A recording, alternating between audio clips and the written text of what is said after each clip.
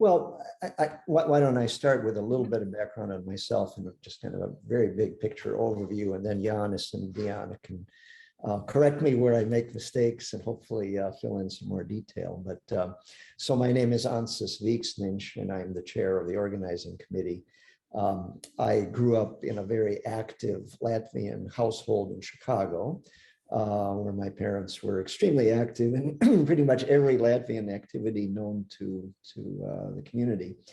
I've been involved in various Latvian activities in Minnesota for 25 years, I guess. There were a number of us who attended the 2017 USA Latvian Song Festival in Baltimore, Maryland. And that festival was a wonderful experience. I mean, it was very well planned, and I give tremendous credit to the organizing committee that put on that 2017 festival, because they really did something different that I think previous organizing committees had not done, which is to try to broaden the base of organizers outside of the home city. So it was not just people from Baltimore or Washington, D.C., but really the entire East Coast and to some extent the entire U.S. that got invited in terms of developing the program. And for those of us who attended the festival, a number of us were there from Minnesota. We were very excited, and we started thinking, well, we could do this. You know, we've got the right facilities. We've got a community that values singing and cultural events. And if we can bring in the best of organizers from the East Coast, the West Coast, the Midwest, we can put on a wonderful festival. And that's really where the idea originated, that we could put on this festival in 2022. We submitted a bid, we were given the rights to start organizing, and so we've been working at this festival now since early 2018, so about a four-year project. In terms of Minneapolis and St. Paul, some of your viewers may or may not know, we are right in the middle of the United States, right in the north central part of the US.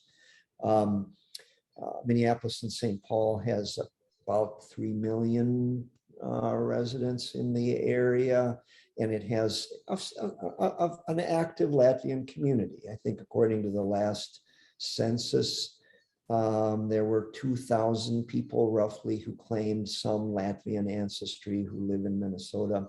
Some of them are active in Latvian activities, many of them are not, but we do have an active local community. We have a Latvian church, a Saturday school, choir, folk dance group, folklore group. We have our own credit union. And so it continues to be an active Latvian community with some people who have particular expertise and experience in the kind of areas that we need in order to organize a festival of this nature. Our organizing committee consists of 11 people, and you're looking at 3 of them right now. We are very pleased that Jānis Barops is actively involved in our marketing activities, and Diana Atvars, who's been like a gift from heaven, who is helping us with all kinds of graphic arts and design and a number of other projects. And so big picture, that's what we're doing, and maybe Jānis and Diana could add a little bit to what I just said. Thank you. Well, excuse me. When I first, well, first of all, I'm Jānis Barops, and I have a background in communications, marketing, some radio. I used to work for the Star Tribune, work for a small nonprofit organization that specializes in transportation now. So a little bit about my background, and I haven't been terribly active in the Latvian community, although I grew up in the Twin Cities and went to latviešu school and to do summer camp in Gadazas and many of those things. And my son who was 14, he just finished Latvian school, graduated at the 8th grade in the same Latvian Saturday school that I went to.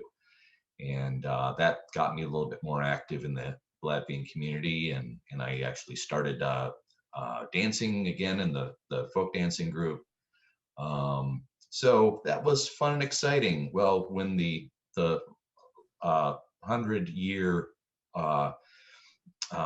anniversary for Latvia's independence was coming, the Twin Cities was very active, and I thought, well, this is a good opportunity, and I got involved a little bit, and found it was a very good experience. There were, Ansis, you can tell me how many activities and events happened. It was something like 15 or 16 in the space of I think we had one event every month, starting with a big dinner dance at the beginning and then a big event at the end. It was a very active year, and that planted the seeds for, I think, many of the people in the organizing committee, because they had already been familiar with working with one another, and it was a pretty natural progression. Little did I know or expect that I would get involved as much as I did. I wanted to help out with a few things, and I was excited about the music and the concerts, and just a way to get a foot in the door. And I have a little bit of background in marketing, communications, and social media, and I thought I can help out there. Well, that soon kind of spiraled into much more of a role. And as Ansis explained, the Latvian community here, although it's a good size for a Midwest city, is pretty small. And the amount of resources of the people that are involved putting on the festival, the different backgrounds, we really needed some help outside of just this community. And that has been a key. And I think at first, at least from the marketing committee standpoint, we kind of stumbled around trying to, figure out, I have my own career job, my full-time job. And then this was turning into more and more of first a part-time job, and then it got a little bit more than that. So I had to figure out, well, all right, we need some help outside of the Twin Cities. And we started to do some small subcommittees and smaller groups. And so now, for instance, I'll give you an example, our social media group, we have 2 people who are expats that are living in Latvia. They're participating in that. Deanna in Seattle is helping out. We've got a Latvian who's living in Wisconsin, who has not been active in the Latvian community for many, many years, and this sparked her interest. So we've kind of found these resources and are able to really take advantage of that. And what has been so wonderful is I may have an idea of, oh, okay, let's do this type of a post or this type of a message, but my own Latvian is a little bit less to be desired. I can write something, but then I need to have it looked over so I'm grammatically correct. So then we can collaborate. I can send these messages to our group in Latvia, and they grew up speaking English too. So they're able to hone in on the nuances of English language and make the right translation. So that's an example of the kind of collaboration that has been taking place. And I think since we started doing that, the whole job has been going much smoother and much easier.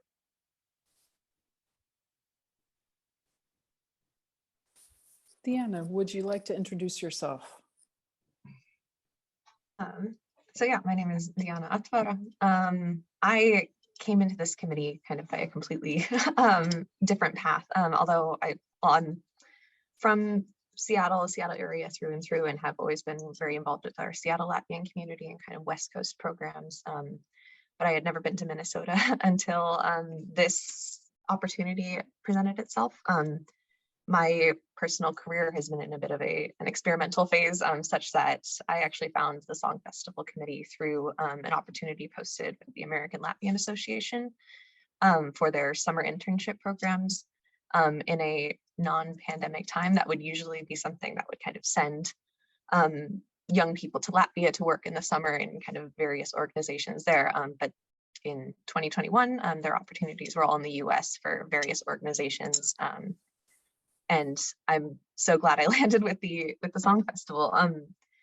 It's been a long time since we've had a song festival on the West Coast, and certainly not in the Seattle area. So I kind of saw the opportunity of like, oh, I don't know when I'm going to have the chance to be involved in something like this. And it's always been something interesting to me. I danced with Seattle's dance group Trediksnītis for many years. So I performed at various song festivals in the US, Canada, and in Latvia a few years ago.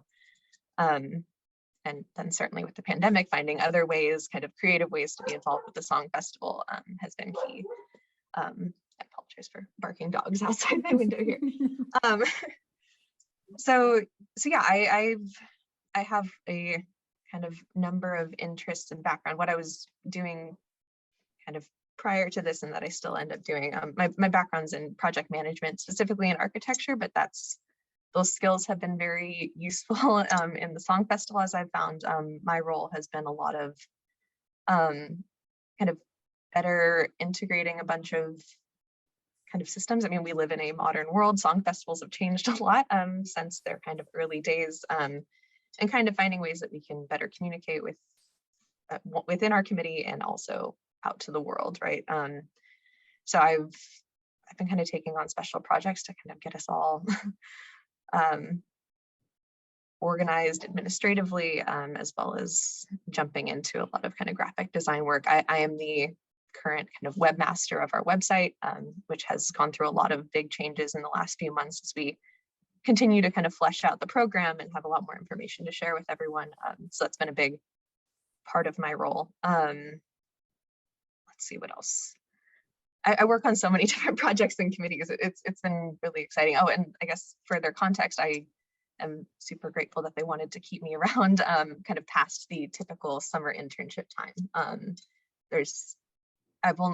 still the newest person kind of within the committee group, but I'm super inspired and excited to keep working on everything. There's still a lot of work to do. I can't even imagine. Yeah, it's been really interesting to see behind the curtain and how much work goes into planning these festivals, and it's only made more complicated certainly by the current global situation. So I'm really impressed and proud to be a part of this team. I would just like to interject that. Go ahead. Oh, I just wanted to interject. If we could figure out a way to clone 3 or 4 Dianas, we would do that. So she's been really a savior once she became active a year ago in the summer, and it's made all the difference in the world. Absolutely, I would just echo that. Yeah. Another connection I realize I have, and I guess I'm kind of separately decently networked, certainly in the West Coast Latvian community. I have connections to the summer camp Kursa here. I'm also an administrator for them. So I'm kind of trying to find ways that the Song Festival can kind of integrate into various other organizations. I'm similarly on the leadership team for the American Latvian Youth Association, ALIA.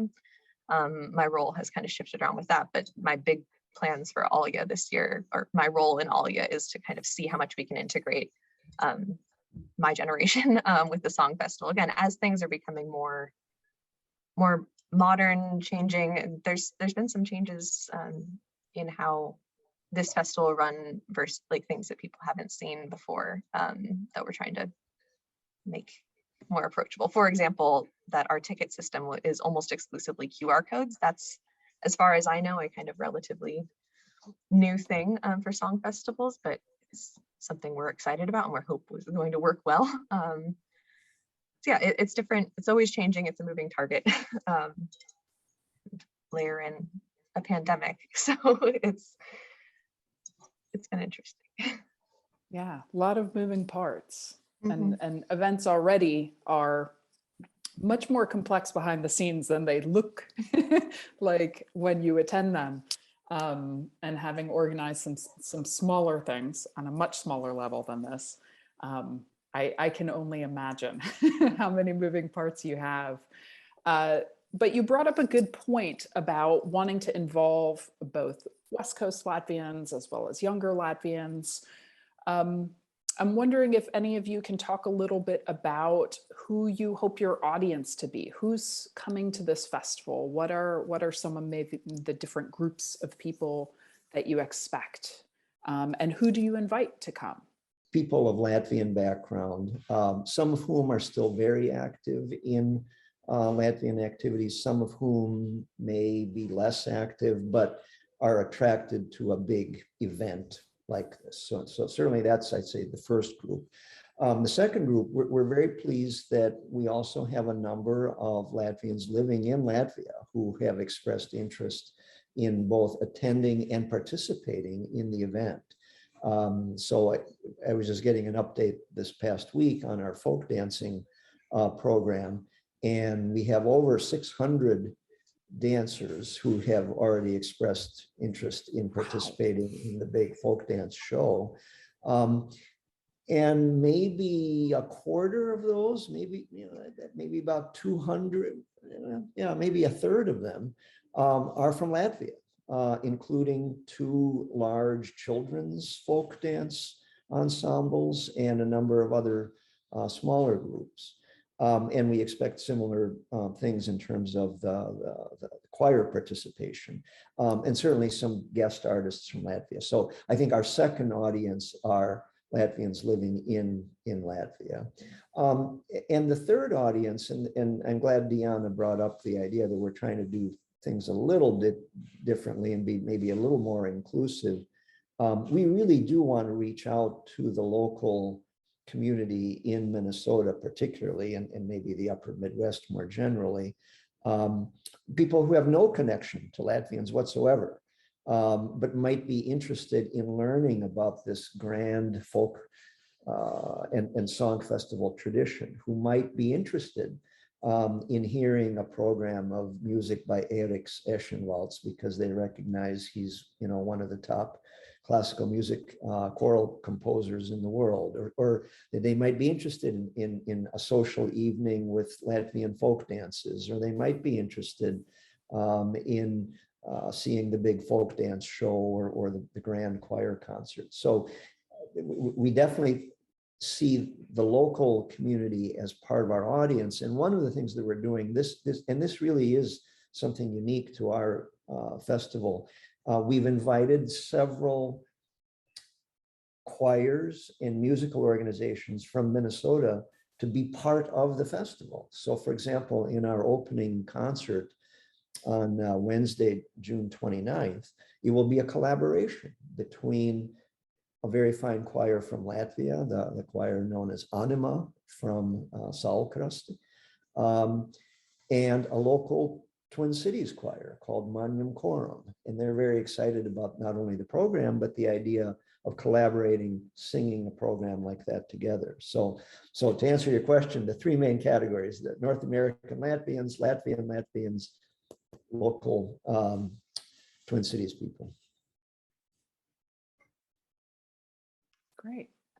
I can jump in and add a little on that too. A big focus and something that we're trying to kind of weave through everything we're doing is kind of doing the best we can to make the festival accessible for everybody. I think previous festivals have also done this, but kind of certainly with English speaking audiences, whether it's someone completely from the St. Paul, Minneapolis area who's never heard of Latvia before, to also, for example, people like me and Mara, you mentioned you have a parent who isn't Latvian, right? And that parent has been around Latvian things all the time, but it's kind of nice to be able to include our family members who might have trouble understanding what's going on, but still want to be supportive of what's happening.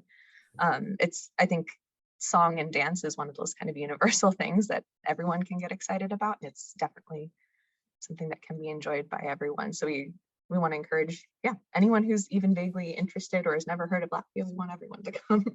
Mm-hmm. And it's one of those things that's really fun about particularly American song festivals, is when when it swoops in on a city and you start seeing people walking around in Tauts Terpi, it kind of, it turns some heads, and it's really kind of fun to see. I'm really excited to see St. Paul. It's kind of it's a big city, but the downtown feels pretty cozy and small, and I think it's going to be really exciting to see kind of the crowds of Latvians kind of taking in. We might even kind of get some attention that way too, even while the festival is going on. So people will be like, oh, what's going on? Let's see if I can get into that concert. So we'll take everybody. And I think Ansys alluded to this as well, that the Twin Cities has a very rich tradition in both choral and music and concerts in general, and as well as dance and folk dance. There's the ethnic dance theater has been very popular.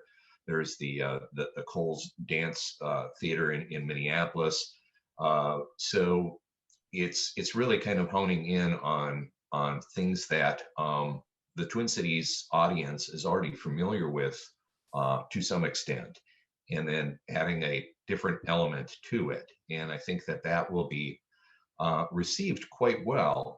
We also have St. Paul as the home to Minnesota Public Radio, and their very widely listened to classical station, as well as their news and their alternative rock station as well. So having them right there and already familiar with artists like Eric Eschenwalds, I think that'll be a huge plus. So we hope to involve the local media, get them excited about this this festival, and of course to write and to do interviews, and hopefully we will get some local dignitaries and politicians also to come and attend the festival events as well. By the way, we did get a little bit of positive news that we think the governor is going to come to our opening ceremony. So we think. That's exciting. That's great. I know you can put yourself on his schedule. Yeah. And yeah. hope that his schedule will be the same That's on right. that particular day. 6 months from now, right? Mhm. Right. Yeah, but it's still exciting. It's good for you. I feel also one thing, and it ties into what you're saying, just from my own growing up in the Twin Cities area, is it is the size of city that maybe some people are not familiar with it. It's not a Chicago or a New York or an LA or even a Seattle, but the size of the city is fairly big, and there's always been a really rich exploration of culture and of ethnicity in Minnesota, which people who aren't familiar with Minnesota might not know this, that I grew up going to a big event called the Festival of Nations that the Latvians participated in every year. And this fascination of how many countries can you learn about, and different food, and see dance. And there are a lot of smaller events that are similarly, I think of the Cedar Cultural Center, who brings in a lot of artists from around the world. And there's this really interesting valuing of different cultures and different places in the Twin Cities as well, that, like I said, if you're not from there, you may not, you may be a little surprised to find that. So I feel like it really fits in that way as well. I'm also wondering, okay, tell us a little bit about, why don't we go with, tell us a little bit about what people can expect. I can just give you a very short kind of overview of the various days and the highlights. So it's a 6-day long festival. It starts Wednesday, June 29th. On June 29th, our big event is we have, I think I mentioned a minute ago, at the Cathedral of St. Paul, which is one of the largest churches in the United States, a welcome concert. And this will be the collaboration between the Latvian choir and the local Twin Cities choir. And we are optimistic that that concert will be broadcast live on public radio. So not only the audience there, but hopefully a very broad audience will be able to hear that program. Then on Thursday, June 30th, we have a documentary film screening, which I think will be quite interesting. It's a film by our local filmmaker, Mara Pelec. It's a film about Latvian anti-Soviet sort of resistance activities in the 1980s, including a guy on the East Coast who drove around in his old car with signs saying that Latvia needs to be liberated and freed. And so it's a documentary about resistance or protest activities in the 1980s, which I think people will find interesting. We then have our opening ceremony, sacred music concert on Thursday afternoon. And on Thursday night, we're doing a fun event, an outdoor pig roast on Harriet Island with two folk dance or with folk music. We have a group from Stockholm, Sweden participating, as well as a local group from the Twin Cities. So we think that'll be a fun evening of music and eating and drinking out on Harriet Island. It's on the banks of the Mississippi River, which is a beautiful setting, and there are river boats that tourist river boats that are parked along the side. So it's a very picturesque place right across the river from downtown St. Paul. So I think that the setting itself is very special. Sorry to interrupt. Yeah, no. That's a good addition, and included in our ticket will be bus transportation out there. We don't want anybody falling in the river on their way to or from the event. So. Very wise. So Friday, July 1st is a really very full day. We have a theater performance. We're very pleased that we have the San Francisco Latvian Theater Company presenting a play called Anšlavs and Veronika, a story about Anšlavs Eglītis and his wife. In the leading role, we're very pleased that Kaspars Notiņš, who's an actor in Riga, well-known film and stage actor from Riga, will be participating in the lead role in that play. We have a symphonic concert on Friday afternoon, which will be played by a local Twin Cities orchestra, which is something new that not a lot of song festivals have had, a full symphonic concert. Friday afternoon, we also have a very popular event at song festivals, which is a new folk dance choreography show, where participating groups can put on a new choreography. And one of the fun things about that event is that there's not only a jury of folk dance experts evaluating it, but the audience gets to vote for their favorite dance, and then the favorite dance is danced the next day at the grand folk dance show. Friday evening, we have a guest choir concert, and our guest choir, Anima, is preparing a very interesting program, which maybe some of your Latvian viewers got a chance to see on the shores of the Baltic Sea. It was a program that Anima put on outdoors when COVID restrictions prevented them from performing it indoors. And we're very excited that North American audiences will get to see that program on Friday night. And then Friday evening late, we have a cabaret evening in the hotel, kind of a casual late night event with a glass of wine, sitting at a table and listening to some lighter music. And that program is geared around the Latvian artist and poet who passed away not too long ago, Juris Kronbergs, and some of his works that have inspired music over the years. So Friday is a big day, just a lot of activities from 10 in the morning till midnight. So if anybody can make it through all of those events, we'll give them some sort of a prize, I suppose.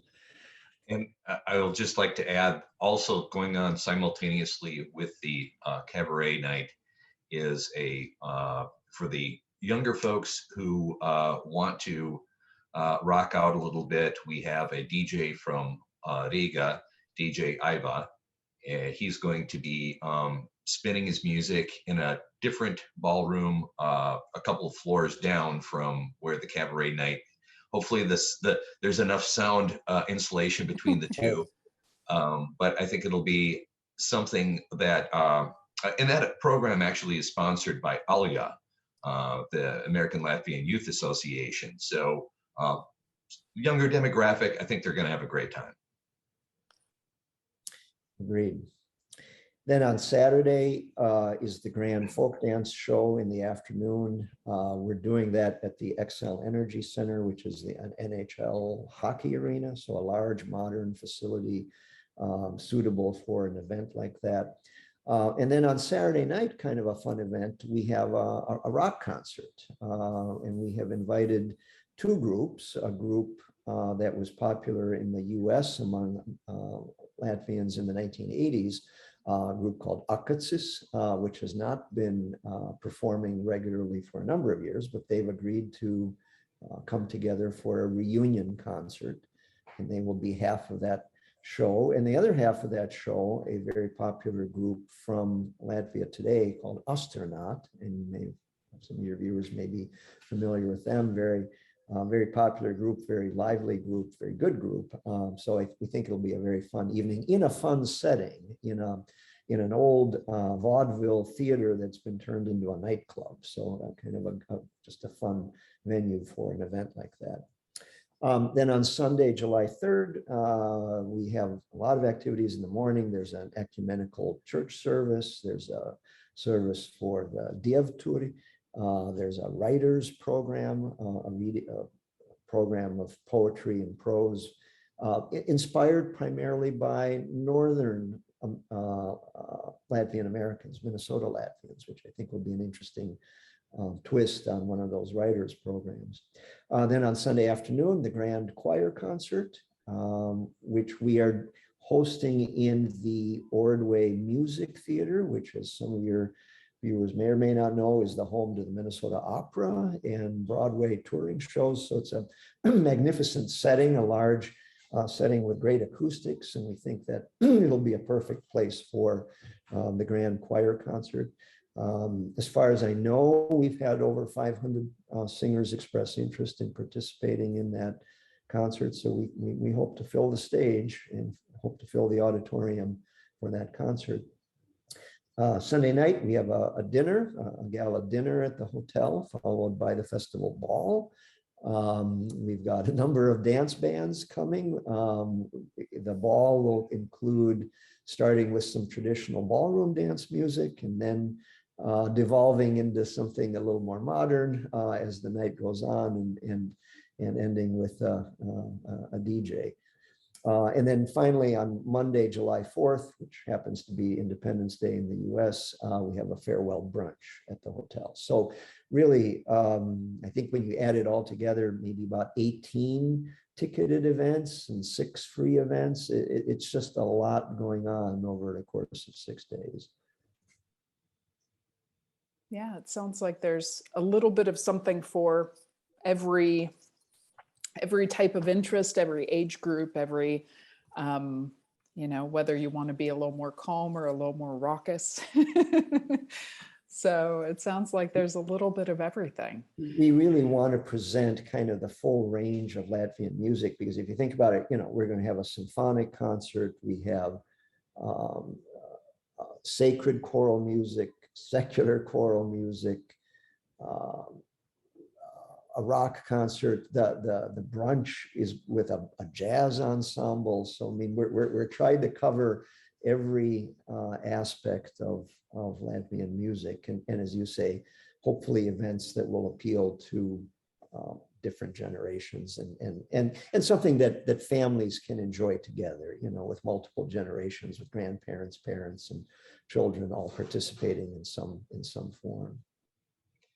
As an added bonus, being that it is in St. Paul, which is the smaller of the two twin cities, everything is within walking distance, with a couple of exceptions.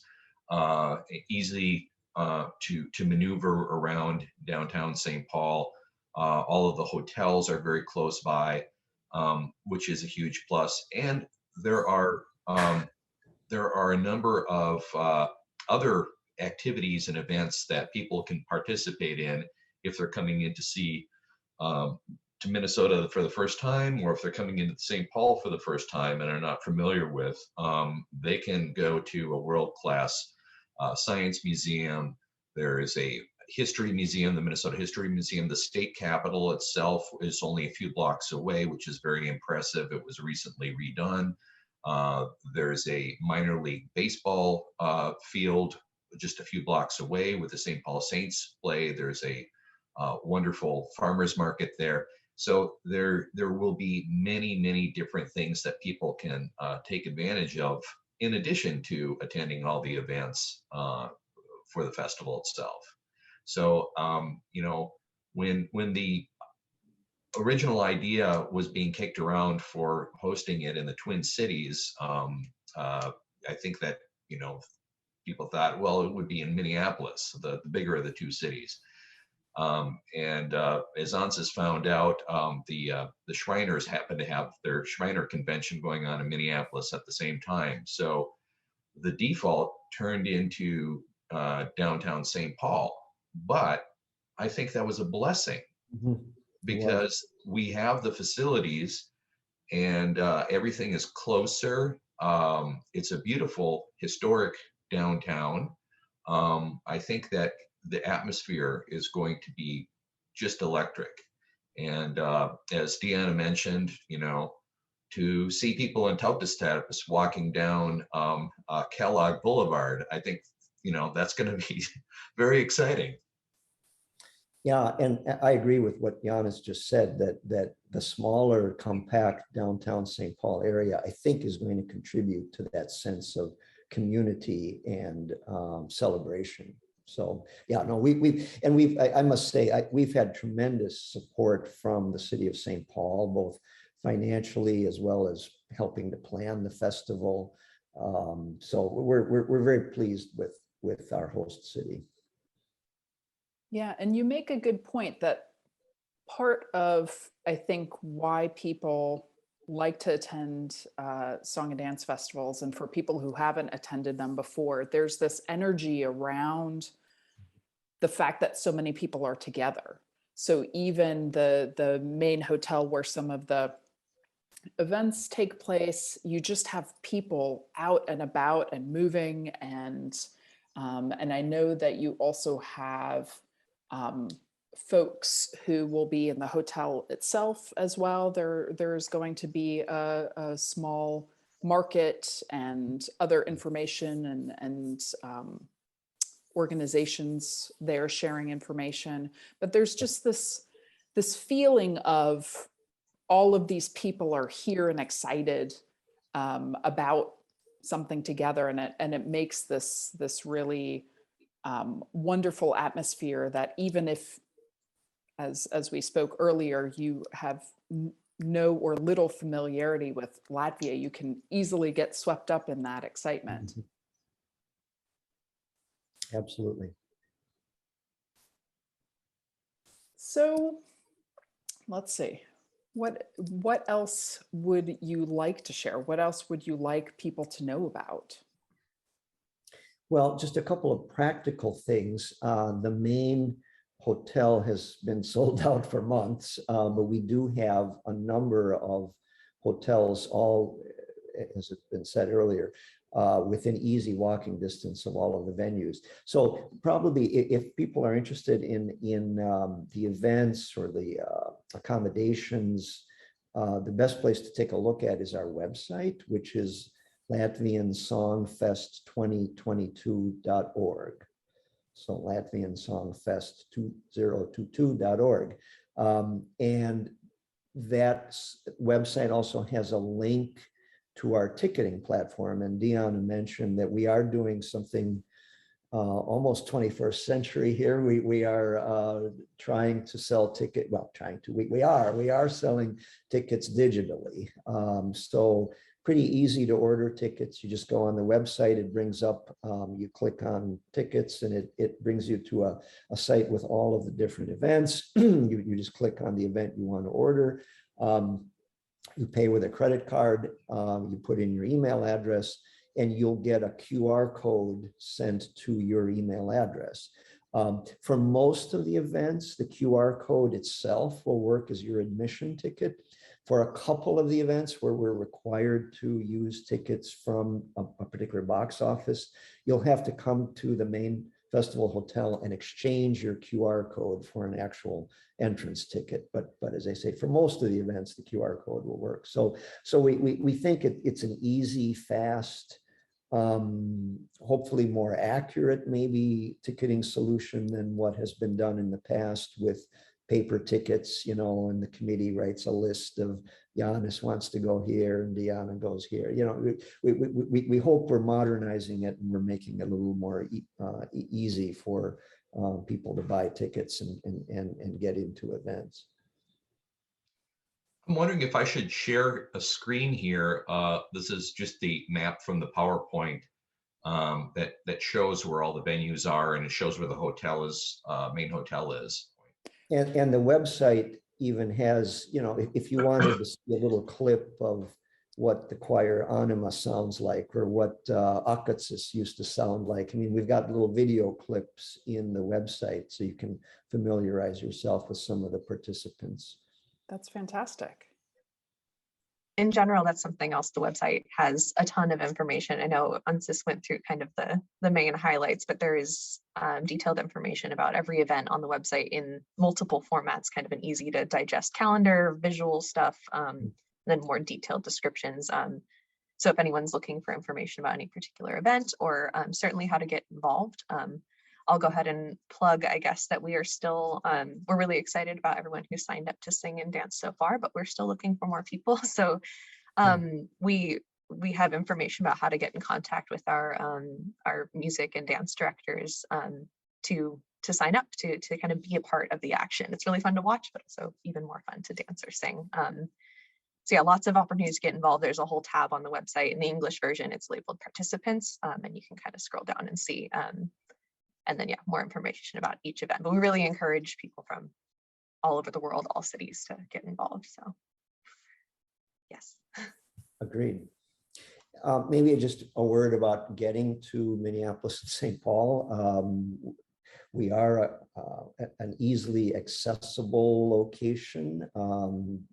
Delta Airlines has one of its main hubs in the Minneapolis-St. Paul airport. So at least if you're in the US or Canada, flying here is quite easy. In terms of international travel, the easiest gateway cities would be through Amsterdam and Paris, although there are other ways of getting to Minneapolis, St. Paul from other European locations as well. So we think getting here is relatively easy. We're, as I say, right in the middle of the US, so about a 2-hour flight from the East Coast, maybe a 3-hour flight from the West Coast. And then obviously for people in the Midwest, we're within a day's driving distance of the other large Latvian centers in the center part of the US.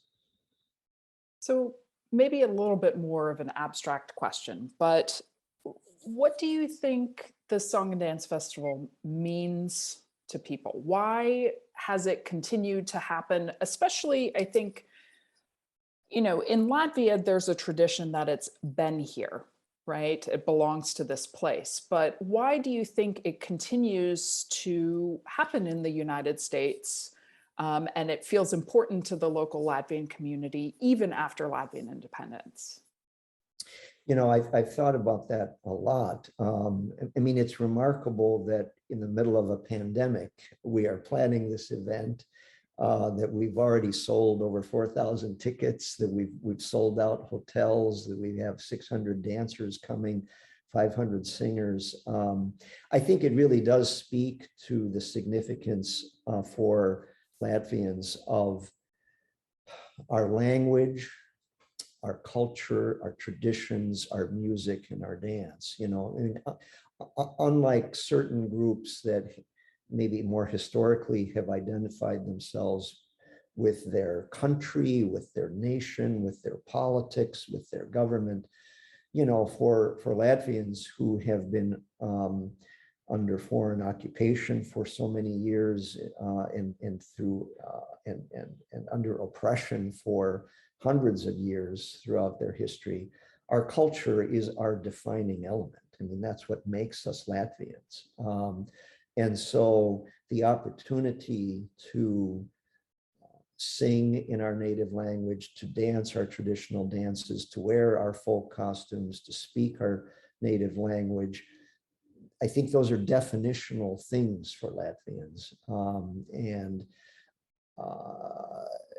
As long as there's going to be Latvians living, whether it be in the US or Canada or Australia or Sweden or wherever they're living, they're going to organize events like this. Now, obviously, the scale of a festival like this requires a critical mass, and you know, we're able to do something like this in the US, whereas somebody, you know, living in Japan might not be able to. But we're very pleased about this opportunity, and I'm glad you asked the question, because I think that the response that we're getting, even under these extraordinarily difficult conditions, just indicates how important a festival like this is for Latvians.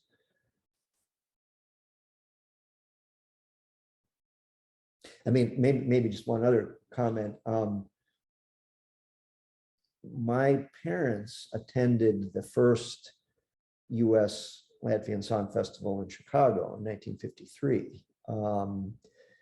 And I've always thought how remarkable it was that for people like my parents and grandparents and other Latvian immigrants who arrived in the United States in the late 1940s, early 1950s, within 3 years, what was one of the first things they did?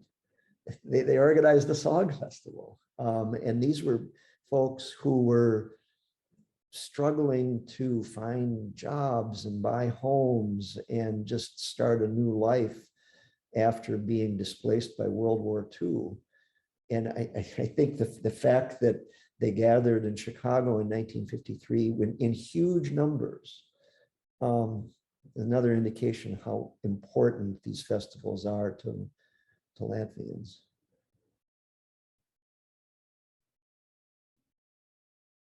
Would either of you like to add at all to that? I know UNSIS is hard to follow, but yeah, well, so were my parents and grandparents. You know, I've had a tough act to follow theirs. Well, I think UNSIS really brings up some wonderful points. And, you know, my own youth, when I was in Tautsidējas, the big event that we were always striving for was the next Song and Dance Festival. You know, we would perform at places like the Festival of Nations and in some of the other smaller festivals, and occasionally go to Chicago or Milwaukee. But it was the big Song and Dance Festival that, oh, right, that's taking place 2 years from now. We're going to start thinking about going and planning. And so in a way, it was kind of like a mini Olympics that, we're going to be ready for this. And I went to the first one when I was, I believe, 16, and without my parents, I went with the dance troupe, and it was in Boston. And when you think about it, a 16-year-old traveling all the way to the East Coast for the first time and staying in a hotel, not chaperoned, I might add, with friends that were also in the dance troupe. I have a 14-year-old son right now. I can't imagine him doing that, but somehow it was a different era. Yeah, you probably wouldn't allow him to do that. It was a different era back then, but it was the lead up to it. And I remember it being a huge deal, and that made a big impression. So to have something like this to look forward to, and it's not an annual event, because takes place every 5 years in the United States, there's a buildup, just like there's a buildup to the Winter Olympics or the Summer Olympics, multi-year, and that makes it a very exciting thing. My thoughts on this too. I think there's something particularly special about the North American song festivals, and I guess certainly other kind of diaspora song festivals versus in Latvia, just because and this kind of even ties back to the very beginning of our conversation about what it's like to be an expat and kind of how it's different whether you're Latvian but didn't grow up in Latvia. And I think it's a really unique opportunity for North American Latvians to kind of be super immersed for a few days of just like, this is, we get to celebrate our culture. We have this opportunity versus if you, I don't know, if you live in Latvia, maybe you're just around it all the time. And it's just kind of this really unique opportunity. I think also, especially in the midst of the crazy last 2 years that we've had, I think we're especially excited to be able to get together again. We're very optimistic, and it's been a long time since I've been able to see a bunch of my Latvian friends from other cities. The song festivals have always been a really awesome networking opportunity, a way to meet new people and to kind of meet up with groups that you don't get to interact with a lot. And we're really excited after years of lots of Zoom gatherings to be able to see everyone in person again, and yeah, to kind of expand our networks. That's a huge part of it, is kind of getting together and, I don't know, seeing what it's like to be a diaspora Latvian. So yeah, I think that's a big part of why I continue to be involved and excited about it. And I think as Giannis is kind of mentioning, and I think Ansis too, like we all have really amazing memories from growing up being involved in these festivals in one way or another. So the fact that we still get to do it, and now we're involved in planning it so that other people can make those memories for future times, where it's a pretty special thing. And I think it's a little bit of a challenge to explain what we're talking about to non-Latvian audiences, because when I talk to some of my friends in Minnesota who don't, when I tell them I'm organizing a song and dance festival, they think, oh, well, is this going to be like a bluegrass thing or an opera festival or something? And yes, there's a musical, I mean, the having quality musical performances is certainly part of it. But I think, as Giannis and Diana are just saying, it's so much more than that. I mean, it's a celebration of culture. It's a celebration of our identity. It's a glorified family reunion for people who have not seen each other in years. And that's, I think, a little bit of a challenge for us in terms of explaining that to audiences who have no familiarity with what is a song festival.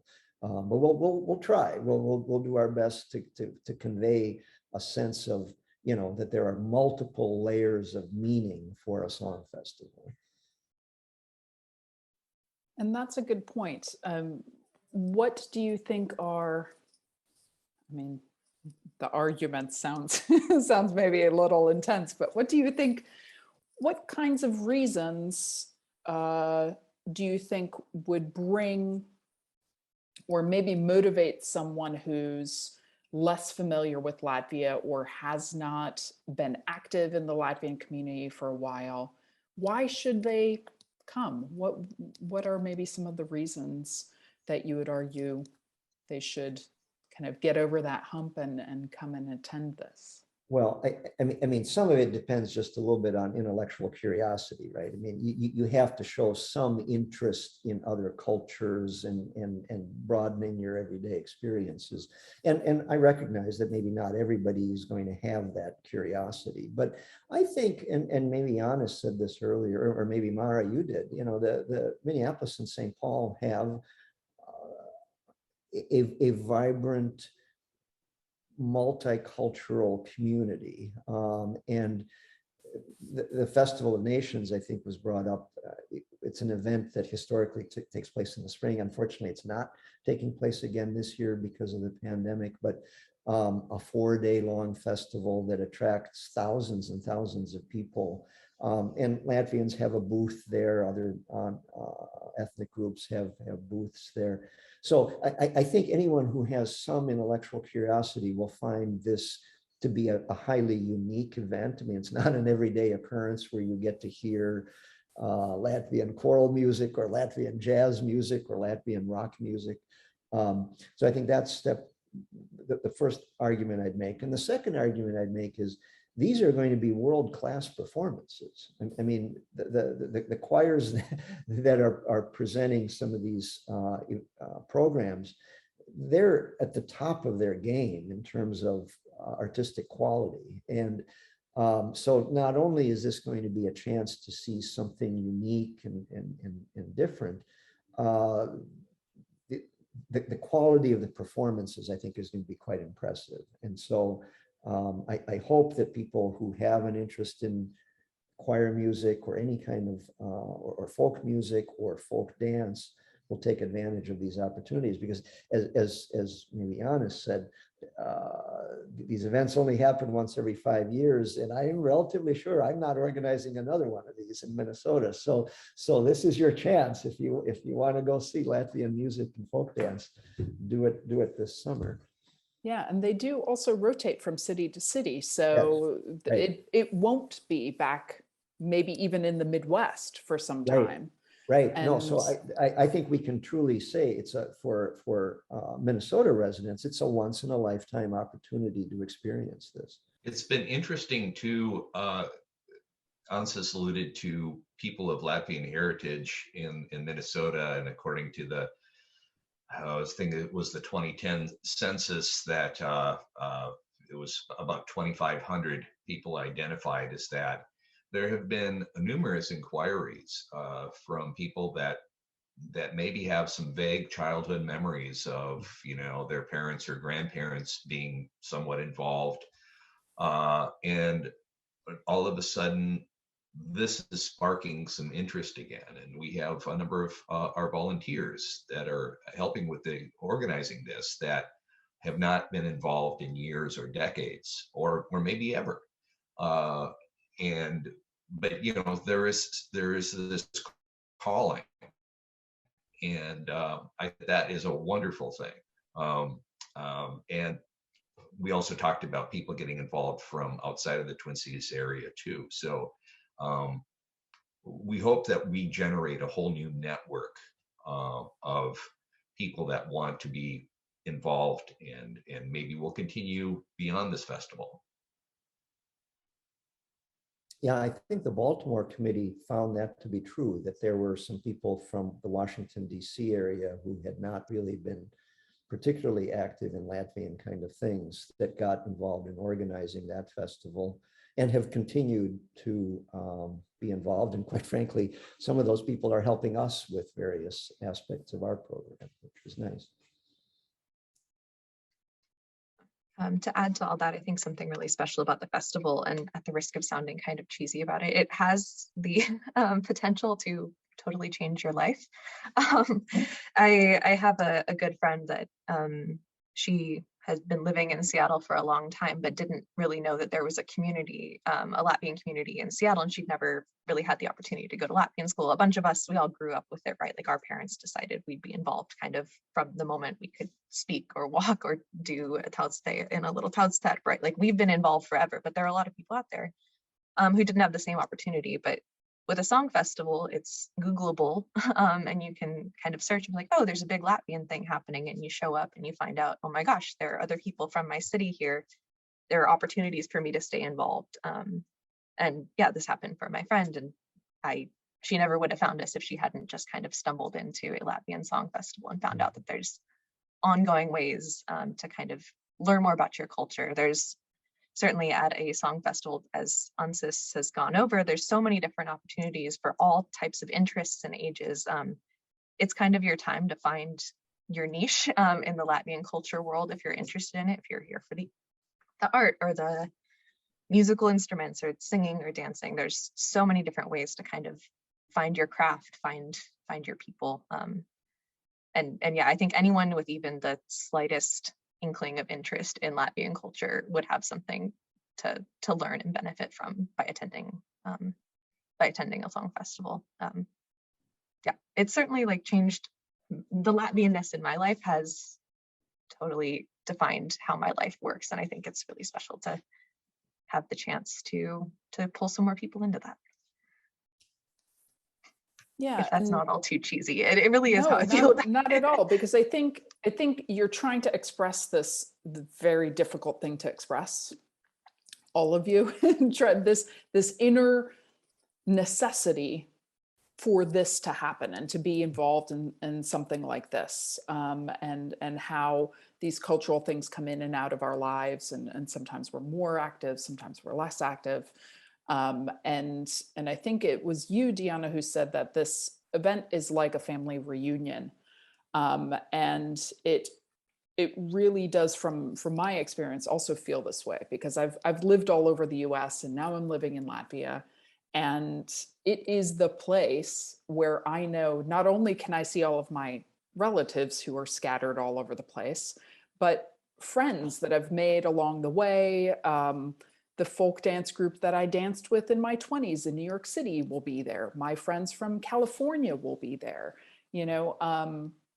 so it, and when you take language away as a prerequisite, when it's accessible to people who may not feel strong in their Latvian language or may not know Latvian at all, you come into a space that's really welcoming and feels very familial. So even though there are people coming and meeting people they already know, for people who maybe don't have those connections or have been disconnected for a while or are new to this space, it is a very welcoming and inviting space. So as you said, you can find your niche, go wander over and speak to the jewelers and talk to them about why they've made this beautiful, silver and gold jewelry for 20 or 30 years, or, even talking to the credit unions. I think some of my favorite conversations from Baltimore were actually with the folks doing credit union work and insurance and things like that, and finding ways to bring Latvianness into maybe some spaces that you don't normally think. So yeah, that's my 2 cents, because I think there really is a place for people who may wonder, like, really, is this my thing? Should I really come to this? That you really can find and be absorbed into that. And Mara, your comment about wandering around the Tirdziņš, the marketplace, I think that's a wonderful way to do it. In our festival, the marketplace will be at the main hotel down in the lower level. We've got an entire ballroom there, but outside of the marketplace, there'll also be information tables about all kinds of Latvian organizations. If you want to get involved in some sort of advocacy for Latvian interests in Washington, D.C., I'm sure American Latvian Association will be there with their letter writing campaign or their postcard campaign. We're going to have some exhibits. We hope to have an exhibit on Song Festival history, both in English and Latvian, with pictures, which I think will be quite interesting. We believe we're going to have some exhibitors from Latvia with ancient jewelry, which I think will be interesting. We may have some folk costumes on display. So, I mean, to your point of kind of wandering around and talking to people and getting some information, there certainly will be opportunities to do that. Well, We have I'm sorry, just one other thing that popped into my head.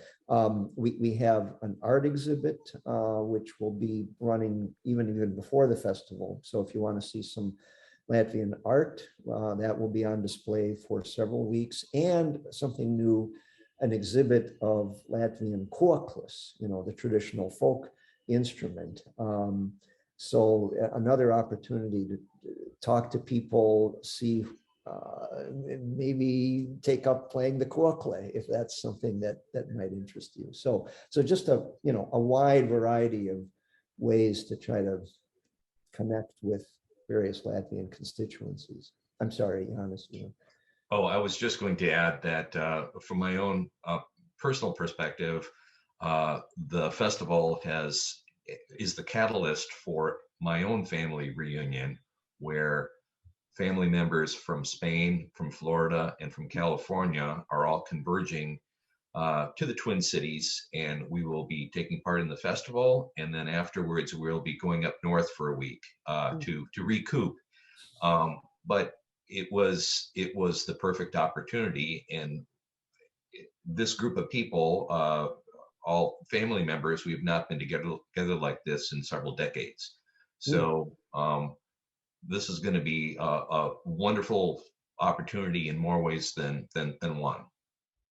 Well, I would just say thank you for this opportunity to share some information about the festival. We are very excited about organizing it. We are quite confident that, notwithstanding the various health restrictions currently, that the festival will take place. And so the festival is on. There may be various restrictions in terms of testing or vaccination requirements or face masking, which we will of course follow to make sure that festival participants are safe. But the good news is we're going ahead. This event will take place, and we're excited that it's the first time that our community has been able to organize it, and all indications, at least preliminary indications, are that there's tremendous interest in it, and that we're going to have a great event. So check out the website, and we hope to see you next summer in St. Paul. Some final thoughts for me, or kind of plugging. If anyone has any questions based on anything we've talked about here, or kind of in general, we are able to be reached through our website. There's a contact form. We also have an email address that we can give Mata information of how you can get in contact with us. Also through our social media platforms. We are Latvian Songfest 2022 on Instagram and Facebook. And then I think it's, oh gosh, now I'm not sure about our Twitter handle, but we're on Twitter as well. We should be searchable as well. We'll give, again, all the links, but if you want to tune into our social medias, you'll see kind of the latest updates and lots of opportunities to kind of follow along. We also have a newsletter on it, like, that you can sign up through our website if you want to kind of get the latest updates, any big announcements. That'd be the best way to kind of stay tuned. But we really hope that everyone checks out our website, explores, buy some tickets, get your hotels set up. But we're really excited to see everyone in a few months. So let the countdown begin, I guess. I think Deanna hit it just perfectly as far as keeping up with the information that's out there already and is being updated constantly. Sign up for our newsletter, like us on Facebook, Twitter, Instagram, and check out the website for the latest updates, and learn a little bit about St. Paul and about the fantastic opportunities that there are here. And I think anybody coming to the festival is also going to be very pleasantly surprised just by Minnesota in general, or in the Twin Cities, of all the wonderful things that this place has to offer. And we know that you'll have a wonderful experience. And it's never, ever snowed in the state of Minnesota during the month of July anywhere. There have been snowflakes seen in early June and late August up north, but never snow in July. So we can promise that there will be no snow. Wonderful. That's a great way to end. Well, thank you everyone for sharing a bit about this wonderful event and trying to put into words some of these things that are hard to put into words. And hopefully this gives some more information out there for folks that are interested in this and who have had similar experiences going to song festivals. So thank you very much. Thank you. Thank you.